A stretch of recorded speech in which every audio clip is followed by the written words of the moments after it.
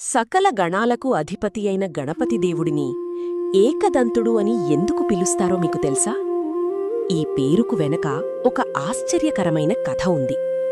ఒకప్పుడు వ్యాస మహర్షి మహాభారతాన్ని ప్రపంచానికి అందించాలనుకున్నారు. దాన్ని వ్రాయడానికి ఎవరు సరైనవారు అని ఆలోచించి సకల విద్యల అధిపతి అయిన గణపతినే ఎంచుకున్నారు.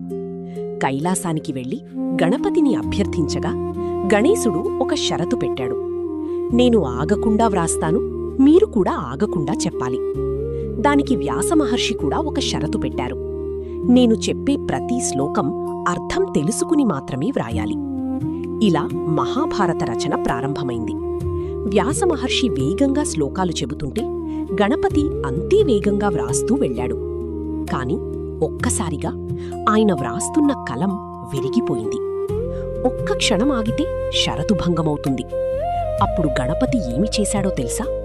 తనకున్న 2 దంతాలలో ఒక దంతాన్ని తానే విరిచి దాన్నే కలంగా ఉపయోగించి వ్రాయడం కొనసాగించాడు. అలా మహాభారతం పూర్తయింది. గణపతి చేసిన ఈ త్యాగాన్ని చూసి వ్యాసమహర్షి ఎంతో సంతోషించి ఆయనను సకల విఘ్నాల అధిపతిగా ప్రకటించారు.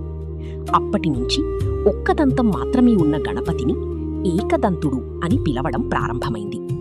అందుకే మనం ఏ పని ప్రారంభించినా ముందుగా గణపతిని పూజిస్తాం.